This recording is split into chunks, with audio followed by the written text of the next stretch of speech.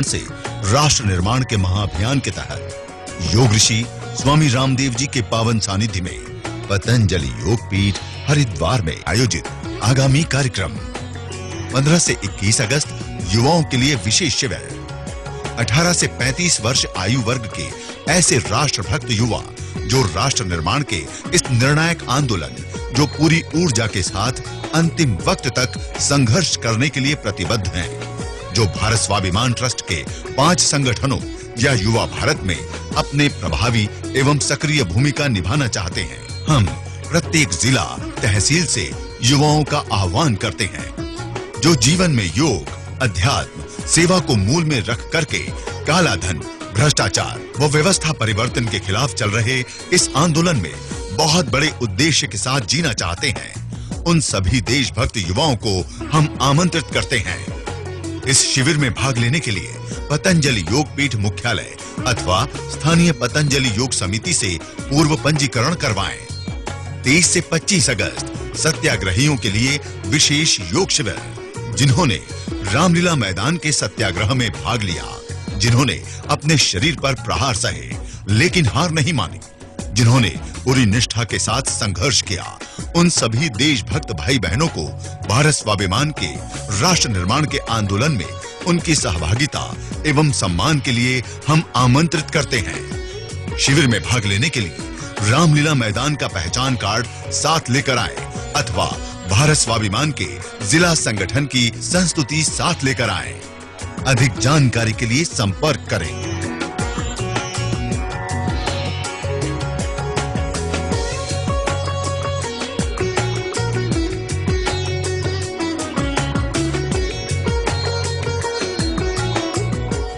पूज्यपाद स्वामी जी महाराज के पावन चरणों में नमन करते हुए, वंदन करते हुए, प्रणाम करते हुए, पूज्य गुरुवर को, आचार्य प्रद्युम्न जी महाराज को नमन करते हुए आज के सत्र को आरंभ करते हैं।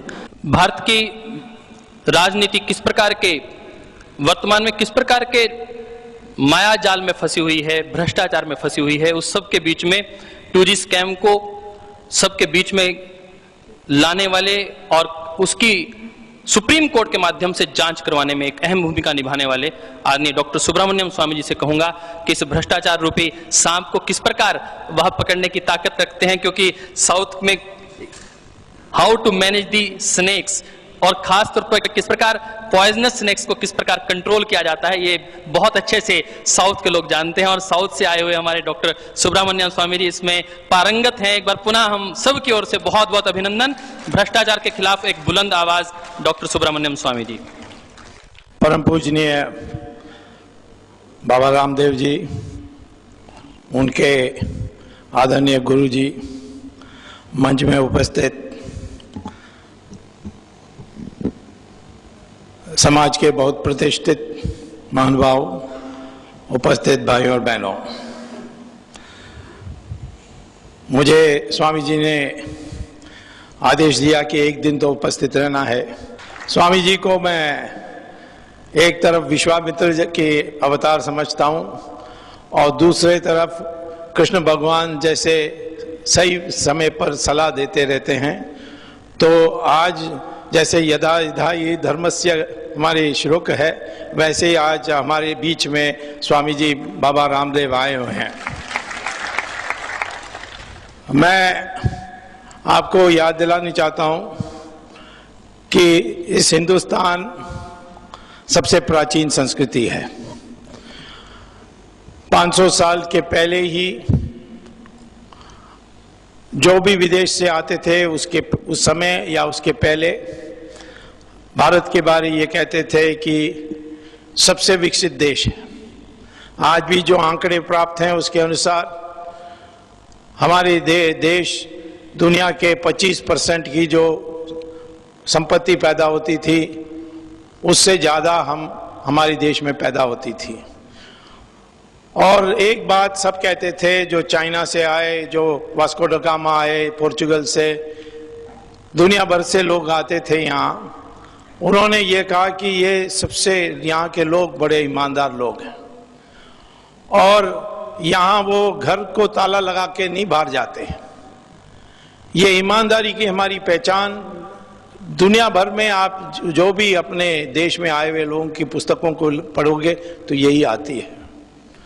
आज हमारे देश सबसे बेईमान देश मानी जाती है और स्वामी जी का अब संघर्ष इसी बात पर है कि इस देश को दोबारा दुनिया के सबसे ईमानदार देश बनाना है। बाबा रामदेव ने बहुत कुछ दिखाया है दुनिया में। एक चीज मुझे अमेरिकन भी कहते हैं कि उन्होंने एक दिन कहा था क्या कोका कोला टॉयलेट के साफ करने के लिए उसको उपयोग, टॉयलेट क्लीनर। हाँ, तो वो ऐसी बातें कही हैं जिनको किसी को हिम्मत नहीं है कहने के लिए। आज उनको निशाना बनाया गया है और मुझे मेरा नाम उनसे जोड़ेंगे तो मेरा गर्व होता है। लेकिन हाँ, वो असली स्वामी है, मैं नकली स्वामी हूँ, इतना ही फर्क है, ज़्यादा फर्क नहीं है। लेकिन हमें ये देखना चाहिए कि ये कहाँ से आ रहा है। हमारी समाज आज निशाने पर है। आतंकवादियों हमारे समाज को के ऊपर उसको निशाना बनाया है। बाहर से आते हैं, अंदर से भी अब पैदा होने लगे हैं और हमारी समाज को निशाना बनाया है। स्वामी जी ने आज भ्रष्टाचार के लिए युद्ध का, इन्हीं लोकतंत्र युद्ध का उन्होंने ऐलान किया है। भ्रष्टाचार तो बहुआयाम बीमारी है हमारे देश में। मैं तो कहता हूं कि इस देश को बचाना है तो ये पहले सोचना चाहिए कि आज के हमारे समाज में जो कैंसर है वो भ्रष्टाचार है और उसका दीर्घकालीन उपाय सनातन धर्म ही हो सकता और कुछ नहीं हो सकता है। क्योंकि सनातन धर्म जो है वो सिखाता है कि पैसा सब कुछ नहीं है। मैं जब विद्यार्थी बन के अमेरिका गया था, पहले पीएचडी लेने के लिए, बाद में मैं प्रोफेसर बना हुआ, तो मेरे अमेरिकन क्लासमेट ने मुझे कहा ये महात्मा गांधी को आपने नेता स्वीकार कर लिया। तो मैंने कहा क्यों, तुम्हारे देश में नहीं स्वीकार करते हो ऐसे व्यक्ति का? तो उन्होंने कहा हमारे देश में आता तो उसको जेल में डाल देता क्योंकि वो आधा नंगा था और हमारे कानून में ऐसा घूम नहीं सकते हो। तो मैंने कहा तुम्हारे नेता कैसे वस्त्र पहनते हैं? उन्होंने कहा अच्छे शानदार टाई कोट, दुनिया के सबसे बढ़िया कपड़े, उसमें वो सज के आते हैं। हमारे जो धार्मिक नेताएं हैं जैसे पोप है वो भी पूरा सजा हुआ आता है। लेकिन हमारे सबसे पूज्य जितना कम है उनके साथ उतना वो महान होते हैं। देखिए बाबा रामदेव जैसे वो हमारे त्याग का परिचय है। यही हम पूछते आए और यही जब ऋषि भृगु और ऋषि भारद्वाज ने दोनों रचा हमारे समाज को, उन्होंने कहा सबसे ऊंचा होगा जिसके पास ज्ञान है और उस ज्ञान होने के बाद उसके पास कोई शस्त्र नहीं होना चाहिए, उसके पास कोई धन नहीं होना चाहिए, उसके पास कोई भूमि नहीं होना चाहिए। ये सारा वर्ण व्यवस्था जन्म से नहीं बना था, जन्म से बाद में कहीं कैसे पता नहीं जुड़ गया, परंतु ये एक विकेंद्रीकरण का कल्पना थी समाज को स्थिर करने के लिए। और इसीलिए आज हम दुनिया के एकमात्र देश हैं जिसका संस्कृति आज चलते आई है, इतनी लंबी संस्कृति है, वो उसके कारण पीछे है ये जो हमने धन को सबसे ऊंचा नहीं किया है। आज हमारी जो अंतर्राष्ट्रीयकरण है, ग्लोबलाइजेशन कहते हैं, उसमें तो एक ही मात्र हो गया है, जितना धन कमाओगे उतना आपकी समाज में प्रतिष्ठा। ये हमारी संस्कृति में नहीं था कभी, परंतु आज आ गया है और इससे कोई लोग सुखी हो जाएंगे ये मत सोचिए। अमेरिका भी इसी सिद्धांत पर चलती आई है और वहाँ के सबसे अमीर लोग सुखी नहीं है, संतुष्ट नहीं है। वो तो हमारे स्वामी जी के पास आते हैं, यहाँ आश्रम में कितने विदेशी आते हैं आपके बीच में। श्री रविशंकर के आश्रम में देख लीजिए, स्वामी दयानंद सरस्वती के आश्रम में देख लीजिए, पुट्टपति साईं बाबा के आश्रम में आते थे, भरे पड़े सब अच्छे लोग आते थे। जो हॉलीवुड की जो सिनेमा की जो अभिनेत्री थी जूलिया रॉबर्ट्स, वो शूटिंग के लिए आई थी हरियाणा में। उसने कहा कि यहाँ तो लोग गरीब हैं परंतु उनके चेहरे में तो कोई टेंशन ही नहीं लगता, इसके पीछे क्या है। तो उनके कंपनी, शूटिंग कंपनी ने उनको ले गए एक आश्रम में और उनको भगवत गीता की पाठ दिलाई। वो हिंदू वापस गई अमेरिका में, हिंदू बन गई, पति को हिंदू बना दिया, बच्चों को भी हिंदू बना दिया। मैं इसको धर्म का विषय नहीं बना रहा हूं, लेकिन हमारी मूल संस्कृति, जैसे गंगा में कई नदियां जुड़ते हैं, परंतु नाम तो अंत में गंगा ही होती है। इसीलिए हम कोई हिंदू हो, मुसलमान हो, क्रिश्चियन हो, आखिर में अपने को हिंदुस्तानी माननी चाहिए, ये हमारी पहचान होनी चाहिए, ये मैं आपको कहना चाहता हूँ।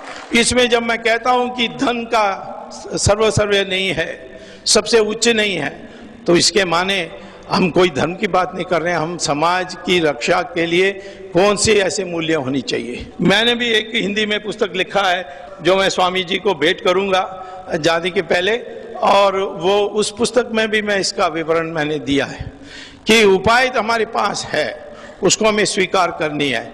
हम सिर्फ नष्ट करने के लिए नहीं लड़ रहे हैं, परंतु हम लड़ रहे हैं क्योंकि हमारी समाज की रचना करनी है, जो हमारी ऋषि मुनियों ने हमें सिखाया है, और उसको वापस लानी है।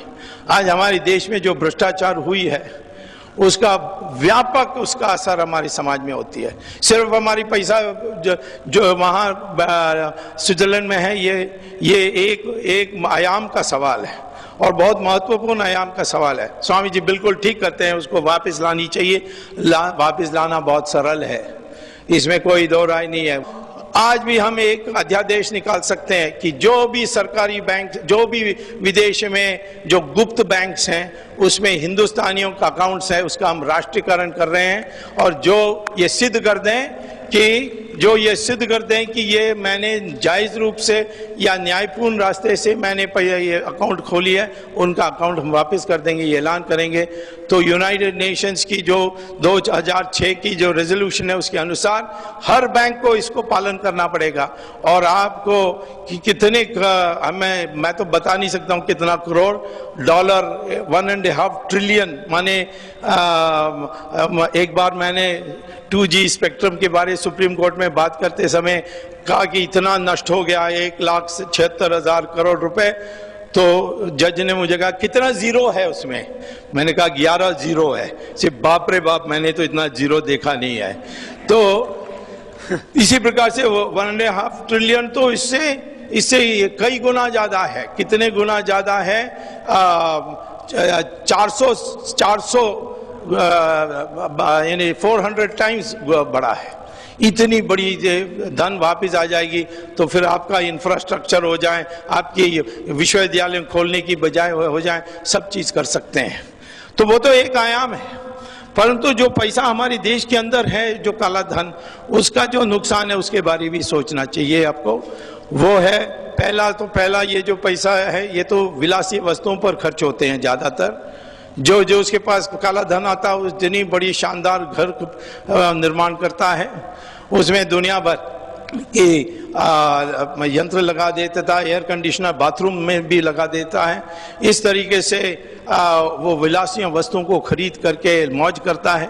इसके कारण क्या होता है, जो विलासीय वस्तुओं की उत्पादन करने वाली जो इंडस्ट्री है, उसकी जो मुनाफा है वो बढ़ जाती है।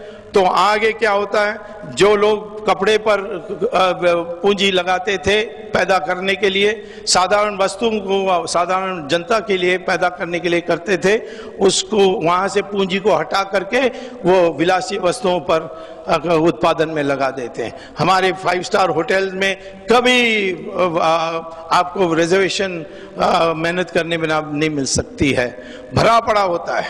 उसको हम यहाँ प्रॉपर्टी में लगा देते हैं। प्रॉपर्टी का दाम कितनी बढ़ गई है बॉम्बे में, ये तो काला धन के कारण ही है। तो और जो ये पूंजी जो है हमारी देश की 70% आज प्रत्यक्ष और अप्रत्यक्ष रूप से जा रही है विलासी वस्तुओं की उत्पादन करने के लिए। आप देख रहे हैं कि आज हमारे देश के विकास के बारे बहुत सरकार कहती है 9% होगी, इतनी बड़ी तेजी से हम बढ़ रहे हैं, इतनी उत्पादन हो रही है, लेकिन उसी समय 16% में हमारी इन्फ्लेशन भी बढ़ रही है, मुद्रास्फीति भी हो रही है। इसके पीछे कारण क्या है? ये काला धन जो है, इसको ले जाते हैं थोक के बाजार में, और जो भी आती है अनाज, चीनी या गन्ना या तेल, तेल के बीज, इस सब को खरीद लेकर के वो गोडाउन में रख देते हैं और दाम बढ़ने लगती है। जब ऊंचा पहुंचती है तब उसको बेचते हैं। तो आज की जो मुद्रास्फीति, आज की इन्फ्लेशन है, आज जो महंगाई है, उसका एकमात्र कारण है काला धन। जिस दिन काला धन को खत्म करोगे उस दिन दाम फिर स्थिर हो जाएगी और कम हो जाएगी हमारे देश में। मैं ये कहता हूं कि हमारे समाज में रचना करने के लिए जो इसमें इस तरीके के भ्रष्टाचार करते हैं, ये 2G स्पेक्ट्रम का मामला है। लोग पूछते हैं ये 2G क्या है? G माने जनरेशन। जब आप कॉर्डलेस फोन होता था तो सिर्फ आपका वाणी जाता था, यानी आप जो बोलते थे दूसरे पास पहुंच जाते थे वायर के बिना। जब 2G आया तो फिर उसमें ईमेल भी भेज सके, SMS भी भेज सके, फोटो भी भेज सके। 3G आया, थर्ड जनरेशन या तीसरा पीढ़ी, तो फिर आप वीडियो भेज सकते हैं। आप बोल रहे हैं, वो जो फोन उठाता है उसको आप देख सकेंगे। ये है। और वो जो जाती है वाणी की जो एयरवेव, वो कॉर्डलेस में तो लंबा जाता है, फिर 2G में थोड़ा ऐसा होकर जाता है, ज्यादा फ्रीक्वेंसी होती है। 3G में और भी फ्रीक्वेंसी होती है। जितना फ्रीक्वेंसी बढ़ती है उतनी इंफॉर्मेशन आप उसमें भेज सकते हैं। यह फर्क अब किसी को पता ही नहीं है। तो मैं आपसे कहता हूं कि इसका 2001 के दाम पर, 2001 में क्या था, कितने मोबाइल फोन्स थे? 40 यानी 4 करोड़। और अब कितने हैं? 70 करोड़। इतनी बड़ी मार्केट हो गई है। इन्होंने उस समय का प्राइस दाम पर तय किया।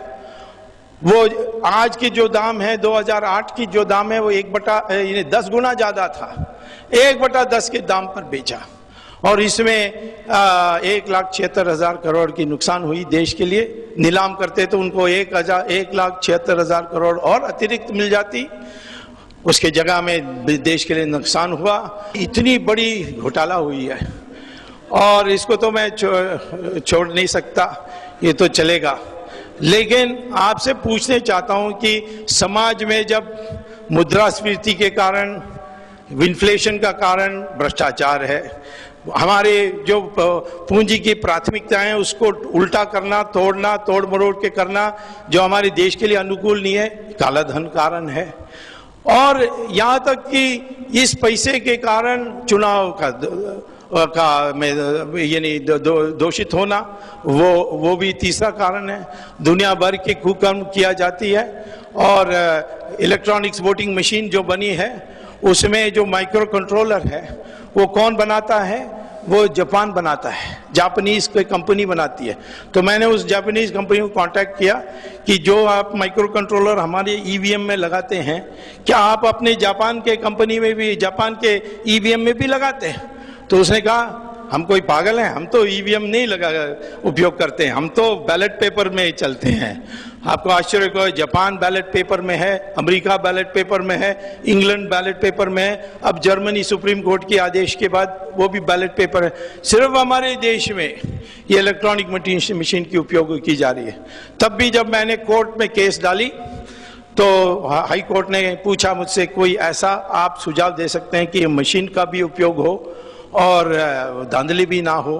तो मैंने उनको कहा कि जैसे ATM मशीन में आप पैसा लेते हैं तो रिसीट आती है, वैसे वोट के लिए बटन दबाने के बाद एक रिसीट आनी चाहिए जिसमें लिखा होना चाहिए किसको आपने दिया, किसको आपने बटन दबाया। और उस चिट को बाहर ले जाना नहीं चाहिए, उसको बगल में एक बॉक्स में ही डाल देना चाहिए। उस बॉक्स में डालने के बाद जब कोई विवाद आती है तो उसी की वो पर्चा की गिनती होगी, मशीन में दोबारा बटन नहीं दबाई जाएगी।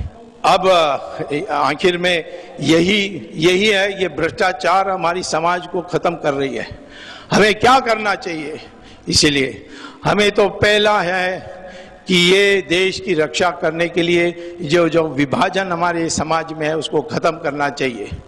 जाति में बटे हैं, मजहब में बटे हैं, पहले तो जाति में जो बटे हैं उसको तो खत्म करना चाहिए, क्योंकि ये जाति का कोई आधार ही नहीं है। साइंटिफिक एनालिसिस आई है DNA की, उस डीएनए से ही हम बता सकते हैं कि हमारे में और दूसरे में कोई फर्क है कि नहीं। हिंदुस्तानियों का सारा डीएनए एक ही है, वो चाहे ब्राह्मण हो या जो शूद्रा हो या शेड्यूल कास्ट हो, सबके डीएनए एक ही है। तो हमें बांटने के लिए तो इन्होंने बहुत कुछ किया है, लेकिन बट ना जाए। इस चुनाव आएगी, क्योंकि असली मैदान लोकतंत्र में चुनाव ही है, और चुनाव में हमें एक साथ इकट्ठा होकर वोट करना है। मुझे हर्ष है कि तमिलनाडु में इस बार मैंने कहा कि इसको हरा दो जिसने 2G किया, और वहां के लोगों ने द्राविड़ मुन्नेत्र कर से पैसा लेकर के उनके खिलाफ वोट दिया। उतनी हिम्मत लोगों ने करके उखाड़ के फेंक दिया। वैसे ही आने वाले चुनाव में जिन लोगों ने भ्रष्टाचार किया, वो भले किसी पार्टी का भी हो, मैं नहीं कहता हूं कि सिर्फ एक पार्टी भ्रष्ट है, और भी पार्टी भ्रष्ट है, मैं जानता हूं। ये भ्रष्टाचार कैंसर है, ये खाते जाएगा, आपको खत्म कर देगा। कई समाज इतिहास में समाप्त हुए। ग्रीस इतनी शानदार संस्कृति थी, भ्रष्टाचार में गिर गई। रोम इतनी शानदार संस्कृति, वो भ्रष्टाचार में खत्म हो गई। तो ये भ्रष्टाचार में हम डूब जाएंगे, और इसके इलाज एक ही है कि हम आज से अपने ये करें कि पैसा सब कुछ नहीं है। पैसा तो होना चाहिए, पैसा तो समाज जोड़ना चाहिए, और ये सब कुछ नहीं है। इसके लिए जो पवित्र लोग हैं, जो पढ़े लिखे लोग हैं, जो त्यागी लोग हैं, उनकी समान होनी चाहिए। और हम तो समझते हैं कि हमें आपको गुमराह करने के लिए तो लोग बहुत होंगे, हमें अकल से देखना होगा कि कौन क्या बोल रहा है। ऐसे लोग बोल देते हैं, क्या क्या बोल देते हैं, उसको विनाश काले विपरीत बुद्धि जैसे बोलेंगे ही। लेकिन आज हमें इतना ही तय करना है, हम ना जाति देखेंगे, ना प्रांत देखेंगे, ना भाषा देखेंगे। हम अपने को हिंदुस्तानी मानेंगे, और हिंदुस्तानी इकट्ठे होकर वोट डालेंगे, और जो बाबा रामदेव कहते हैं कहाँ वोट डालना है वहीं डालेंगे। ये आराम से दुनिया भर में घूम सकते थे, इनके योग के शिक्षा देते, दुनिया भर में इनकी स्वागत है। तो अभी अमेरिका में थे, सब जगह में लोग यही कह रहे हैं बाबा रामदेव के साथ रहना। बाबा सब पढ़े लिखे लोग, बड़े बड़े इंजीनियर्स, एस्ट्रोनॉट्स, ये सारे लोग मुझे यही कहते हैं। जब इनकी नाम ऐसे बन गई है और वो भगवा कपड़े पहने हुए हैं, तो इसीलिए मैं कहता हूं कि इनके कहने पर हमें चलने की आवश्यकता है। और मैंने भी ये तय किया है कि जब जो बाबा रामदेव कहेंगे वही मैं करने वाला हूं, यही करके आगे बढ़ूंगा। हमारे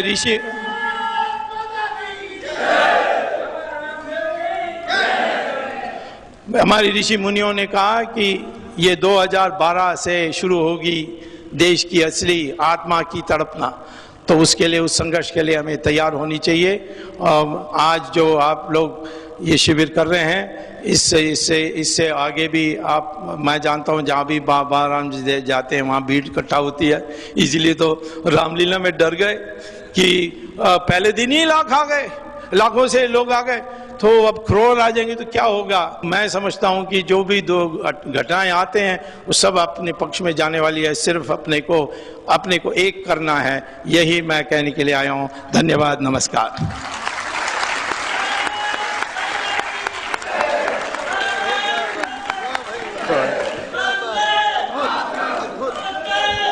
आदरणीय डॉक्टर स्वामी जी अपनी बेबाक निर्भीक टिप्पणियों के लिए जाने जाते हैं। जिस भी व्यक्ति के प्रति जो भी उनको लगता है कि वो राष्ट्रद्रोही है, देश के हित में नहीं है, उसके खिलाफ दृढ़ता के साथ अपनी आवाज को बुलंद करते हैं। और जो व्यक्ति राष्ट्र के हित में है, उसके साथ भी उतनी ही दृढ़ता के साथ उसका साथ भी देने के लिए खड़े होते हैं।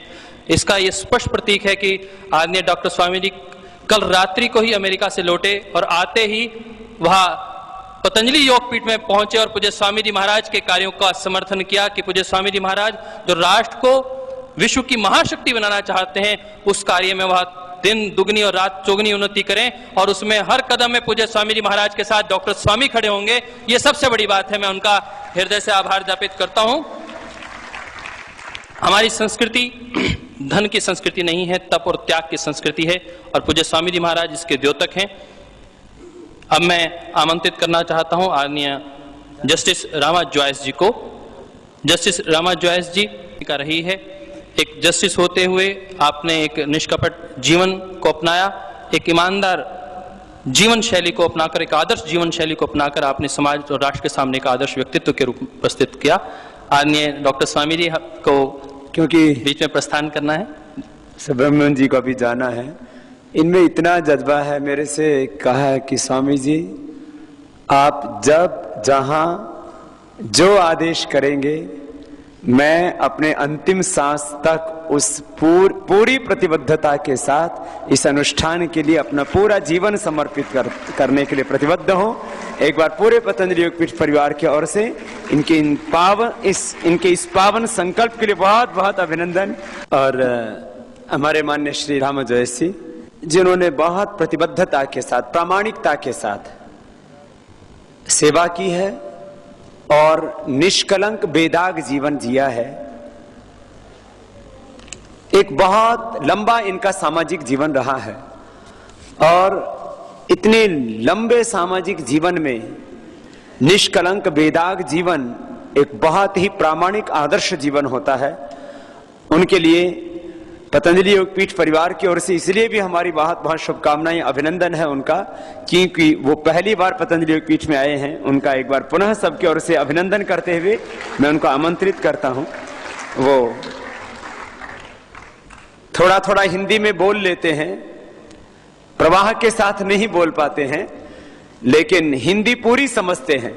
रिश्वत और भ्रष्टाचार के विरुद्ध जो युद्ध घोषण किया है उसका सेनाधिपति बाबा रामदेव जी और इस कार्यक्रम में उपस्थित सब बहनों और भाइयों, आप तो बहुत अच्छा हिंदी बोल लेते हैं। बहुत दिन से मुझे इधर आने का इच्छा थी, लेकिन आज वो मेरा इच्छा पूर्ति होगी। कारण यह है बाबा रामदेव जी का आज विचार और कार्य को देखकर मैं बहुत प्रभावित हूं। राष्ट्र निर्माण कार्य इधर हो रहा है, पॉलिटिक्स में नहीं। राष्ट्र निर्माण कार्य ये पतंजलि योग पीठ में हो रहा है।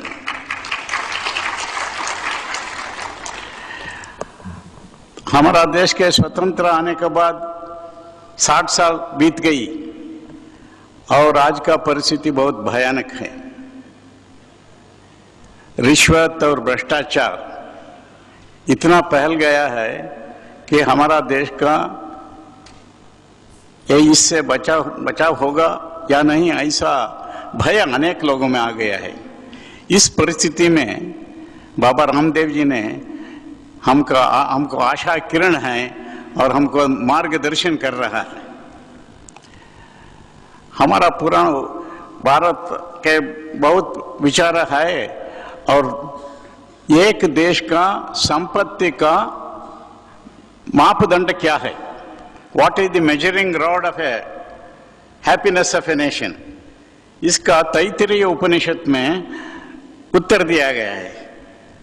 युवा स्यात् साधु युवाध्यायिकः आशिष्टो दृष्टो बलिष्ठः तस्येयं पृथ्वी वित्तस्य पूर्णस्यात् स एको मानसः हन्दनः। जो देश में युवा लोग विद्वान हैं, खाली विद्वान रहे तो ठीक नहीं, चारित्रवान होना, आरोग्यवान होना और दृढ़ निश्चयी वाल होना, ऐसा युवा कितना है वो राष्ट्र का संतोष का मानदंड है, ऐसा कहा गया है। लेकिन आज इसके बारे में हम मानदंड का देखें तो हमारा देश में बहुत सी युवकों ने ये अच्छी मार्ग में नहीं। That is the biggest problem of our country. ये कैसा हुआ? It is well known, a doctor is one who finds out वो बीमारी का कारण क्या है। Without understanding the reason, diagnosis what is called, वो डायग्नोसिस नहीं करते हुए दवा नहीं दे सकता। दवा कोई भी दे सकता है, लेकिन डायग्नोसिस करना है। वो डायग्नोसिस का दृष्टि से हमारा देश का बीमारी का अच्छा डॉक्टर है बाबा रामदेव। हमारा देश में बहुत पुरान काल से एक धर्म का संस्थापन किया है। धर्म अत्यंत प्रभावी है। आज धर्म मीन्स रिलीजन, मजहब ऐसा भाषांतर करता है, वो नहीं। मजहब अलग है, धर्म अलग है। महाभारत में शांति पर्व में भीष्माचार्य ने कहता है, नैव राज्यम न राजासीत न दंडो न च दांडिकः धर्मेणैव प्रजा सर्वे रक्षन्ति स्म परस्परम। कोई गवर्नमेंट नहीं था, राजा नहीं था, मैजिस्ट्रेट नहीं था, पुलिस नहीं था, फिर भी लोग बहुत सुखी थे। कैसे? Because everyone was following धर्म, धर्म अवॉइडिंग नेचर was there। इसलिए इम्पोर्टेंस धर्म के लिए हमारा पूर्वजों ने एक सिद्धांत बनाया, उसको त्रिवर्ग सिद्धांत बताता है। अब त्रिवर्ग कहो किसको, वो क्या सामान है या वस्तु है या कोई मृग है, ऐसा और त्रिवर्ग का नाम सुना ने। That should have been part and parcel of our education from the beginning of our independence। We are all aware चतुर्विध फल पुरुषार्थ, धर्म अर्थ काम मोक्ष, यह हमारा पुरुषार्थ है, ऐसा हम सुना है। लेकिन मनुस्मृति ने इसका एनालाइज करके मोक्ष को छोड़ दिया, अलग कर दिया। मोक्ष परलोक का है, धर्म अर्थ काम यह लोक का है। उन्होंने एक सिद्धांत, त्रिवर्ग सिद्धांत वो लगाया है। धर्म artha and kama, artha means money और wealth, kama means desires. Everyone should get money necessary for his life and also fulfill his desires, but the method should not be contrary to dharma। एक ही लाइन में उन्होंने बताया है, परित्यजेद अर्थ कामयो स्याताम धर्मवर्जितो, reject wealth and desires which is contrary to dharma। This should have become the part of national education. After becoming a member of parliament and member of the HRD, I have written to the president and prime minister, until you in our national education a dharma ka baat लाने का तक, until you impart instruction in dharma, mazhab nahi, make instruction in dharma compulsory, then only after 30 years you will get the result, because after 1